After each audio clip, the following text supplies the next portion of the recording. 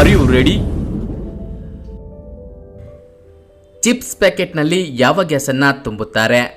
Options: oxygen, carbon dioxide, helium, nitrogen.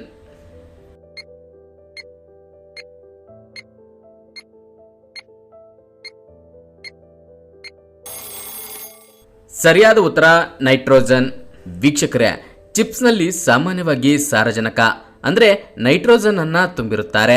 ಯಾವುದೇ ಕಾರಣಕ್ಕೂ ಸಾಮಾನ್ಯ ಗಾಳಿಯನ್ನ ತುಂಬುವುದಿಲ್ಲ. ಒಂದು ವೇಳೆ ಚಿಪ್ಸ್ ಪ್ಯಾಕೆಟ್ನಲ್ಲಿ ಆಮ್ಲಜನಕ ಅಂದರೆ ಆಕ್ಸಿಜನ್ ತುಂಬಿದರೆ ಚಿಪ್ಸ್ ವೇಗವಾಗಿ ಹಾಳಾಗಲು ಕಾರಣವಾಗುತ್ತದೆ. ಆದ್ದರಿಂದ ನೈಟ್ರೋಜನ್ ತುಂಬುತ್ತಾರೆ. ಕಿಡ್ನಿ ಆರೋಗ್ಯವಾಗಿರಲು ದಿನಕ್ಕೆ ಎಷ್ಟು ಲೀಟರ್ ನೀರು ಕುಡಿಯಬೇಕು? ಆಪ್ಷನ್ಸ್: 1 ರಿಂದ 2 ಲೀಟರ್, 2 ರಿಂದ 3 ಲೀಟರ್, 3.5 ಲೀಟರ್, 2.5 ಲೀಟರ್.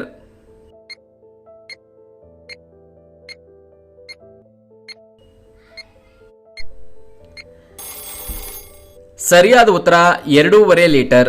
ವೀಕ್ಷಕರೇ, ಮೂತ್ರಪಿಂಡಗಳ ಮುಖ್ಯ ಕಾರ್ಯವೆಂದರೆ ವಿಷವನ್ನ ಫಿಲ್ಟರ್ ಮಾಡುವುದು, ರಕ್ತದಿಂದ ಹೆಚ್ಚುವರಿ ದ್ರವಗಳು, ಎಲೆಕ್ಟ್ರೋಲೈಟ್ಗಳ ಸಮತೋಲನವನ್ನ ಕಾಪಾಡಿಕೊಳ್ಳುವುದು ಮತ್ತು ರಕ್ತದೊತ್ತಡವನ್ನ ನಿಯಂತ್ರಿಸುವುದು ಎಂದು ವೈದ್ಯರು ಹೇಳುತ್ತಾರೆ. ಮೂತ್ರಪಿಂಡಗಳು ಸರಿಯಾಗಿ ಕಾರ್ಯನಿರ್ವಹಿಸಲು ನಮಗೆ ಸಾಕಷ್ಟು ನೀರು ಬೇಕು. ನಾವು ಹಗಲಿನಲ್ಲಿ ಸಾಕಷ್ಟು ನೀರು ಕುಡಿಯದಿದ್ದರೆ ಇದರ ಪರಿಣಾಮದಿಂದ ಮೂತ್ರಪಿಂಡಗಳಲ್ಲಿ ಕಲ್ಲುಗಳು ಸಂಗ್ರಹವಾಗುತ್ತವೆ ಮತ್ತು ಇತರ ಅನೇಕ ಆರೋಗ್ಯ ಸಮಸ್ಯೆಗಳು ಉಂಟಾಗುತ್ತವೆ. ಸಾಮಾನ್ಯವಾಗಿ ದಿನಕ್ಕೆ 8 ಗ್ಲಾಸ್ ನೀರು ಅಥವಾ 2 ಲೀಟರ್ ನೀರು ಕುಡಿಯಿರಿ. ಆದರೆ ಬೇಸಿಗೆಯಲ್ಲಿ ಹೆಚ್ಚು ನೀರು ಬೆವರಿನ ರೂಪದಲ್ಲಿ ಹೊರ ಹೋಗುತ್ತದೆ. ಕಳೆದು ಹೋದ ನೀರನ್ನ ಮರಳಿ ಪಡೆಯಲು ನೀವು ಹೆಚ್ಚು ನೀರನ್ನ ಕುಡಿಯುವ ಅಗತ್ಯವಿರುತ್ತದೆ. ಹೆಚ್ಚು ಟೀ ಕುಡಿಯುವುದರಿಂದ ಯಾವ ರೋಗ ಉಂಟಾಗುತ್ತದೆ? ಆಪ್ಷನ್ಸ್: ನಿದ್ರಾಹೀನತೆ, ಹೊಟ್ಟೆ ನೋವು, ಕಬ್ಬಿಣದ ಕೊರತೆ, ಆಯಾಸ.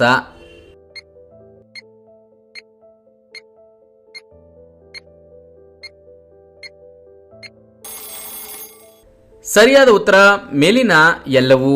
ವೀಕ್ಷಕರೇ, ಚಹಾ ಕುಡಿಯುವುದರಿಂದ ಸಾಕಷ್ಟು ಆರೋಗ್ಯ ಪ್ರಯೋಜನಗಳಿವೆ.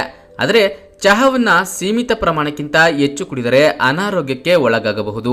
ಚಹಾದ ಚಟವು ವಿಷಕ್ಕಿಂತ ಕಡಿಮೆ ಏನಲ್ಲ ಎಂದು ಹೇಳಬಹುದು. ಅತಿಯಾಗಿ ಚಹಾ ಕುಡಿಯುವುದರಿಂದ ಆರೋಗ್ಯದ ಮೇಲೆ ನೇರ ಪರಿಣಾಮ ಬೀರುತ್ತದೆ ಮತ್ತು ಹಲವಾರು ರೋಗಗಳನ್ನು ಎದುರಿಸಬೇಕಾಗುತ್ತದೆ. ಕಬ್ಬಿಣದ ಕೊರತೆ: ಅತಿಯಾಗಿ ಟೀ ಕುಡಿಯುವುದರಿಂದ ದೇಹದಲ್ಲಿ ಕಬ್ಬಿಣ ಅಂಶ ಕಡಿಮೆಯಾಗುತ್ತದೆ.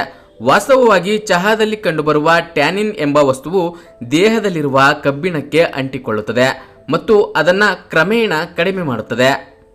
ಅತಿಯಾಗಿ ಟೀ ಕುಡಿಯುವುದರಿಂದ ದೇಹ ಸೋಮಾರಿಯಾಗುತ್ತದೆ, ಏಕೆಂದರೆ ಚಹಾವು ಕೆಫೀನ್ ಅನ್ನು ಹೊಂದಿರುತ್ತದೆ.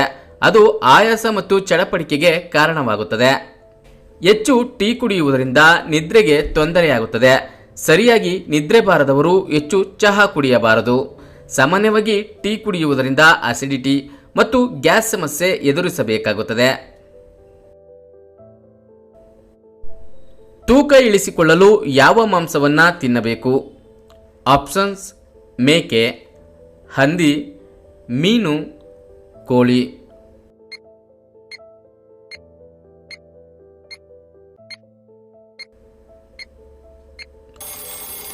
ಸರಿಯಾದ ಉತ್ತರ ಕೋಳಿ. ತೂಕ ಇಳಿಸಲು ಪ್ರತಿದಿನ ಎಷ್ಟು ಚಪಾತಿ ತಿನ್ನಬೇಕು? ಆಪ್ಷನ್ಸ್: 1, 2, 5, 3.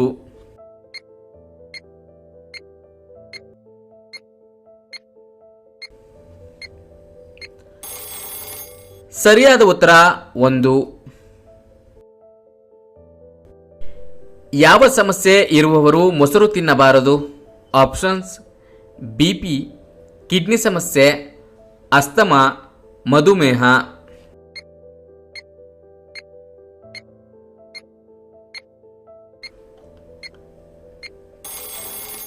ಸರಿಯಾದ ಉತ್ತರ ಅಸ್ತಮಾ. ವೀಕ್ಷಕರೇ, ತಜ್ಞರ ಪ್ರಕಾರ ಮೊಸರು ಸೇವನೆಯು ನಮ್ಮ ಹೊಟ್ಟೆ ಮತ್ತು ಜೀರ್ಣಕ್ರಿಯೆಗೆ ಉತ್ತಮ ಎಂದು ಹೇಳುತ್ತಾರೆ. ಇದು ಕರುಳಿಗೆ ಉಪಯುಕ್ತವಾದ ಬ್ಯಾಕ್ಟೀರಿಯಾವನ್ನು ನೀಡಿ ಅದನ್ನು ಆರೋಗ್ಯಕರವಾಗಿ ಇರಿಸುತ್ತದೆ. ಇದರ ಜೊತೆಯಲ್ಲಿ ಇದು ಮೂಳೆಗಳನ್ನು ಬಲಪಡಿಸಲು ಮತ್ತು ಬಿಪಿಯನ್ನು ಕಡಿಮೆ ಮಾಡಲು ಸಹಾಯ ಮಾಡುತ್ತದೆ.